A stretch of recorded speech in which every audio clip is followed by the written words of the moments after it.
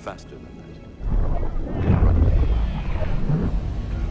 Welcome to MojoPlays, and just because it's a bad game doesn't mean it's a bad game. Sometimes they're just misunderstood. Huh?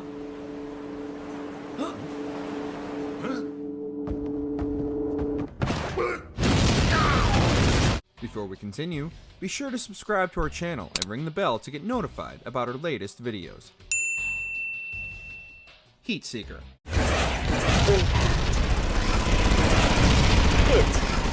Incoming enemy! Sometimes a game releases too late to really capitalize on its potential, and that's exactly what happened to Heatseeker. Going up against the juggernaut Ace Combat series was already going to be a struggle, but releasing a year after the highly anticipated PS3 was basically a death sentence. Heatseeker took a more action-oriented approach to its combat, giving players infinite ammo, destructible environments, and a hangar full of different aircraft and weaponry to choose from, and live out their Top Gun fantasies in the wild blue yonder. The game's graphics might not have been the sharpest, and the story is as over-the-top nonsensical as you expect, but for just pure adrenaline-fueled gameplay shooting down bogeys, Heatseeker should be your wingman any day. Great work, everyone. This mission's a success. Bring 'em home. Ghost Rider. So now Johnny is in hell.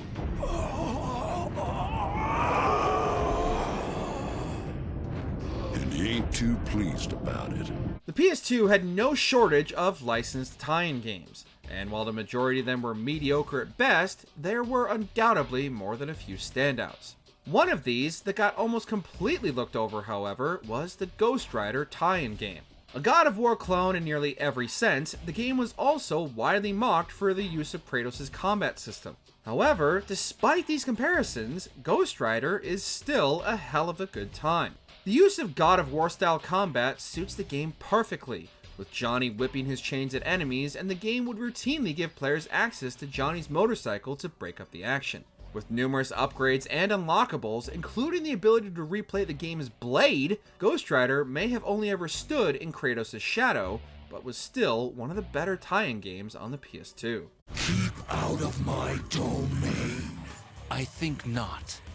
Until the next time. Disaster Report. Survival horror tends to focus on the player contending with all manner of supernatural monsters. But what if the monster is Mother Nature herself? Disaster Report tasks players with surviving a natural disaster and finding their way out of the city as the world crumbles around them. In addition to maintaining their own health and well-being, as well as their companions, the player must also investigate the cause of the disaster, which can lead to one of several different endings and branching paths for exploration. The world is incredibly realized and realistic despite the graphical limitations, and the overarching story is filled with numerous twists to keep the player engaged through to the end. The game includes numerous survival mechanics such as resource management and an upgradable pack, and the near constant threat of aftershocks is enough to keep even the most seasoned survivalist player on edge. Judge Dredd, Dredd vs. Death. The most feared and respected of all the judges is Dredd. He is the law. Judge Dredd might be the law, but his video game outings have left a lot to be desired. Dredd vs. Death is definitely one of his stronger showings. Dropping players into a comic-accurate Mega City 1, Dredd needs to contend with not only the numerous murderous gangs of the city, but also supernatural enemies such as vampires and zombies. The game's combat is solid, and making use of Dredd's numerous ammo types on the game's varied enemies will reward players with different unlockables depending on their score. With a wide variety of environments, as well as the ability to play the game cooperatively or jump into the surprisingly fun multiplayer mode, Dredd vs. Death might not be the definitive Dredd experience like RoboCop Rogue City, but it's the closest this judge has come so far, and fans of the series will not be disappointed. On my way, Control. Dredd out.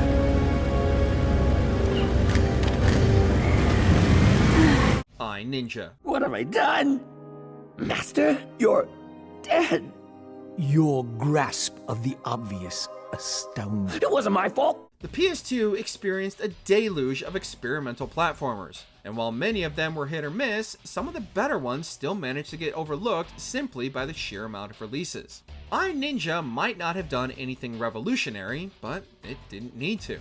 With solid controls, fun and engaging combat and traversal, inventive level design to take advantage of these moves and abilities, as well as a level of challenge worthy of a ninja, iNinja set out to be nothing more than a good time and succeeded in spades. The game oozed charm and a story that didn't take itself seriously at all, brought to life by a talented all-star cast including Billy West as the titular ninja and Don Bluth directing the game's cutscenes. iNinja lived up to its name and disappeared just as stealthily as it arrived. Must you always focus on what you do not have? Remember, a glass that is half empty is also half full. Predator Concrete Jungle. Stories of an invisible killer, a demon who traveled with the comets, returning in the hottest seasons to hunt its favorite prey, human beings.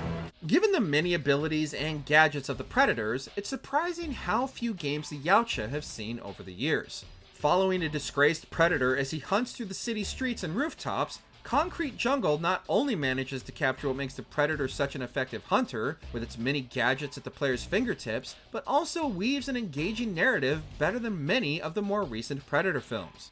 With multiple unlockable weapons, skins, and more, there's plenty of rewards available to mount on your trophy wall. Yes, the controls and camera can be a bit finicky at times, but that can easily be forgiven as you hunt and stalk your prey through the streets, utilizing the many stealth capabilities of the Predator, striking fear into the hearts of your enemies before you rip it out of their chest. There's only room for one monster in this town. You ugly son of a bitch! Family Guy video game. Hey, keep it down up there! If that's Meg or some kind of squirrel, I'm gonna get my shotgun. Now, we're not going to pretend that any of the Family Guy games are masterpieces, or even very good, but what they do manage to do is wholeheartedly capture the spirit of the show. With playable characters Peter, Brian, and Stewie, players jump, battle, or sneak their way through the game's many levels, each full of numerous gags and references to the show. The camera can tend to get in its own way, and the gameplay is as basic as you can get, but you're here for the characters, world, and hilarious writing that made the show such a hit. This was a game designed purely for fans of the show, and it shows. But if you're just looking for a fun game with a great sense of irreverent humor, the Family Guy video game is a good waste of time on a weekend whose jokes will stick with you longer than its gameplay. I learned something today. You can't always trust your feelings. Especially after watching 5 straight days of Mr. Belvedere with no sleep, and while constantly getting hit in the head by a very coincidentally large number of objects. Urban Rain.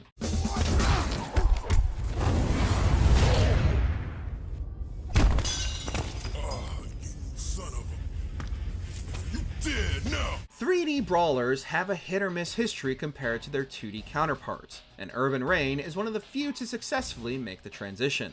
Playing essentially like a 3D version of Streets of Rage, players would brawl, grapple, and fight their way through waves of enemies and could use weapons and even the environment itself during encounters. While the AI wasn't the best, the game had quite a lot of depth when it came to balancing fighters, utilizing strengths and endurances, offering players more strategy than simply hitting the next guy as hard as they could ad nauseum. With multiple fighting styles to master and unique designs for every character, even the game's boring narrative tying everything together is easy to overlook when you're taking on multiple opponents at once.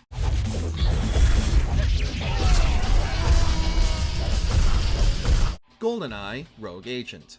You will have your vengeance against Dr. No. And reclaim what he took from you. The rewards will be great. Betting on nostalgia can be a dangerous prospect. The developers of Rogue Agent were likely relying on the name GoldenEye to carry Rogue Agent to the same heights as the former's notoriety, but instead split the fanbase.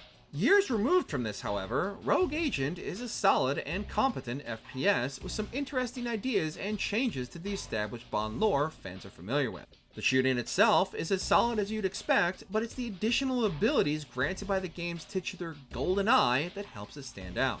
In addition to the eye's abilities, players also have access to numerous weapons and even close quarter options such as taking a human shield. While Rogue Agent might not have lived up to the GoldenEye moniker, the title's multiplayer offering certainly did, and remains a true standout for the otherwise fun but generic Bond, but not really Bond, offering.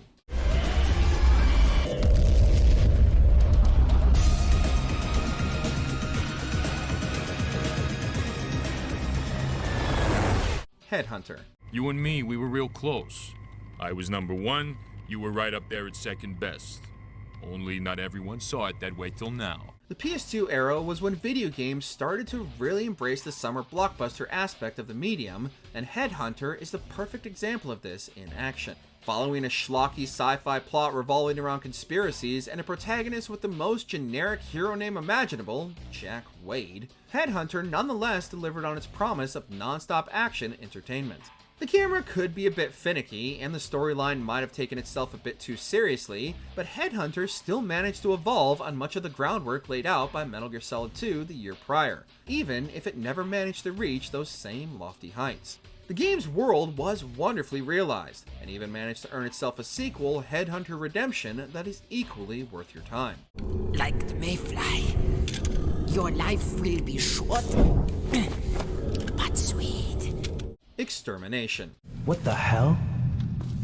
This looks bad. Just doesn't feel right. The survival horror boom of the PS2 era led to a lot of worthwhile titles getting overlooked or unfairly compared to other more popular mainstream titles, and Extermination is an unfortunate victim of this exact situation. Extermination wears its Resident Evil inspirations loud and proud, but did manage to differentiate itself in numerous meaningful ways. In some ways, Extermination is more akin to John Carpenter's The Thing than Resident Evil, with some truly grotesque creature designs along with the game's inventive infection system in place of a traditional health bar. Extermination also leaned more into action survival horror by giving players access to numerous high-powered and accurate weapon attachments. But this worked in the game's favor and helped further distance itself from the competition by focusing more on direct combat than jump scares. However, with other horror classics such as Silent Hill 2 releasing within the same window, Extermination was quickly overlooked and forgotten. If it isn't our alien friend, looks like a father and son reunion. Guess what? It's time to finish both of you. Futurama. And you died! It was so funny! I guess you had to be there. While the majority of tie-in games seek to emulate the show or film they're based on, few have managed to perfectly capture the true essence of their material the way the Futurama game did. With a storyline crafted by the creators themselves, the entire voice cast reprising their roles, and the series' trademark self-referential humor, few have managed what the Futurama game did. The gameplay itself was nothing special. Fry shoots, Bender jumps, and Leela fights, but it was the self-aware fourth wall-breaking moments where the characters acknowledged they're in a game that perfectly captured the tone the series was known for. Making fantastic use of the series' iconic art style and cel-shaded aesthetic, the Futurama game feels like a lost episode of the show, and even casual fans will find a lot to love in this adaptation. Bad behind... Say again? Just get in. Dog's Life. So, you want to play another game? Are you kidding? Does a dog poo in the woods? Okay, here goes. Ready, Jake?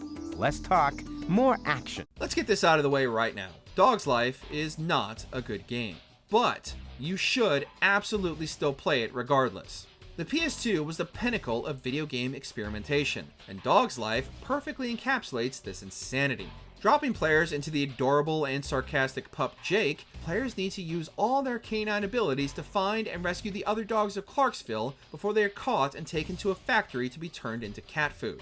What else would you expect from a game where farts count as a weapon? In addition to flatulence, players have access to smell-o-vision and can explore the countryside to complete challenges against other dogs in between the game's main story missions. Despite the ridiculous premise, the game is endlessly charming, and Jake's sarcastic personality eventually becomes endearing, all culminating in one of the wildest endings in a kids game ever. Miss Peaches is cat food.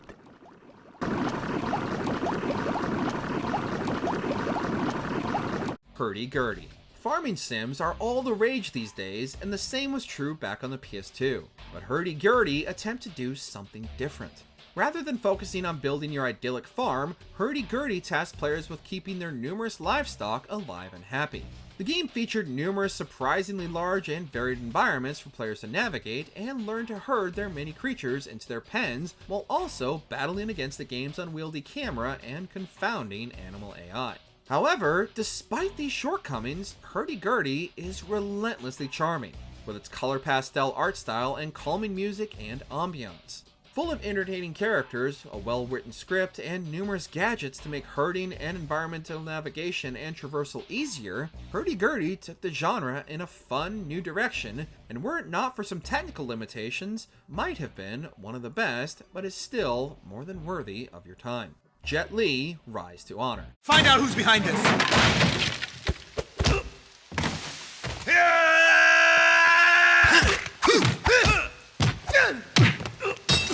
Like we said earlier, the PS2 slowly began to capitalize on the summer blockbuster entertainment of the medium, and no title better personified this idea than a game starring one of the martial arts greats of the early 2000s, Jet Li. By pointing the right analog stick towards the nearest enemy, players could unleash any number of moves, including environmental attacks, to both defeat and humiliate their foes. The story itself did a decent job, but had been told numerous times before, and better. It mostly just served to funnel the player from one combat encounter to the next, but it was still well told, and Li's performance remains a standout.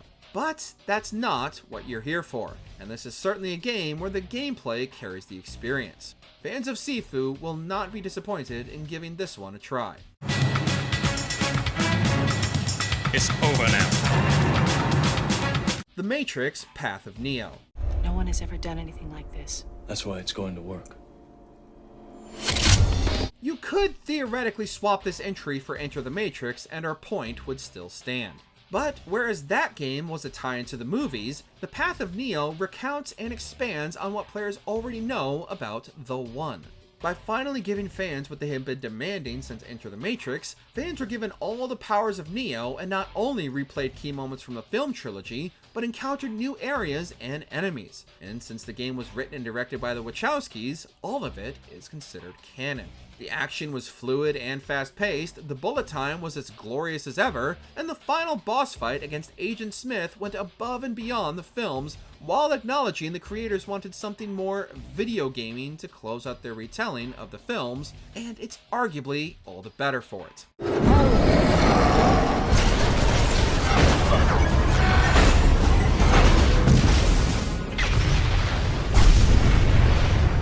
Eve of Extinction. I see. They want to play dirty, huh? Oh, you ain't seen nothing yet. This is a personal guilty pleasure of mine. Even though I know it's technically terrible, but for some reason it's a memory that has stuck with me for the last 2 decades. On a technical level, nearly everything about this game is broken. From the camera to the weak voice acting, bland and uninspired environments, poor performance, and slow plotting combat. There's a lot of reasons to ignore this game entirely, but even despite all of this, it still offers a decently fun time when everything manages to come together. With numerous weapons to choose from and various upgrades that encourage you to constantly switch up your weapons to level them up, there are a lot of great ideas in Eve of Extinction that are held back by technical limitations and issues. For what easily should have been a completely forgettable, mediocre experience, it's been anything but for me. We didn't want to die. I see. But at least my plan was not a total failure. The Bouncer. What's with the sour face? You're scaring away the customers. Sorry, just doing my job. Yeah. With the dawn of a new age of consoles with more graphical power than ever before, developers sought to make their games more cinematic, and naturally, Square was one of the first to take advantage of the hardware. One of their first releases, The Bouncer might have landed with more of a thud than the rapturous applause they were hoping for, but The Bouncer still delivered a decent, and even by today's standards, a graphically impressive showcase. With multiple brilliantly designed characters, a surprisingly deep combat system with upgradable moves and RPG-style progression, and an engaging narrative unlike the genre was known for, along with a branching narrative depending on which character you choose at the start of each mission, The Bouncer still delivered a complete experience for players to enjoy, even if most of the experience was only skin deep. The burden of having to be the best, of having to be worthy! You think I'm gonna lose to someone who's only motivated by resentment? Resident Evil: Dead Aim. Our party guests seem to arrive. Hurry up, Wally! Resident Evil Survivor on the PS1 might be one of the most disappointing entries in the entire RE franchise, but that didn't stop Capcom from giving the formula a second chance. Opting to include a third-person perspective when exploring, Dead Aim managed to capture the spirit of the Resident Evil titles much more than its predecessor. The switch to a light gun style aim was still jarring, but thanks to improvements to the controls, it was easier than ever to nail those headshots on the encroaching zombies. The characters might not be as interesting as Chris, Jill, or Leon, but they do their best with what they have, and the atmosphere and graphics hold up surprisingly well. Overall, the game still offers a so bad it's good kind of playthrough on a lazy afternoon. Sorry, but my dance card is full.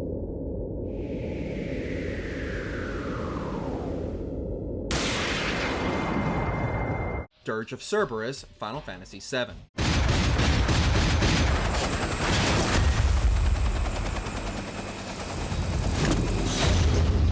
Almost everybody universally loves Final Fantasy VII. So, why wouldn't you want to experience more of that universe following one of the game's favorite characters? Well, you can, sort of. Set 3 years after the base game, Dirge of Cerberus subverted fan expectations of another classic turn-based entry by instead giving them an action-heavy third-person shooter. Two mixed results at best. While the character writing and world building are still top-notch, and the graphics are stylized and oftentimes quite stunning, the gunplay itself, the core gameplay mechanic, is by far its weakest aspect.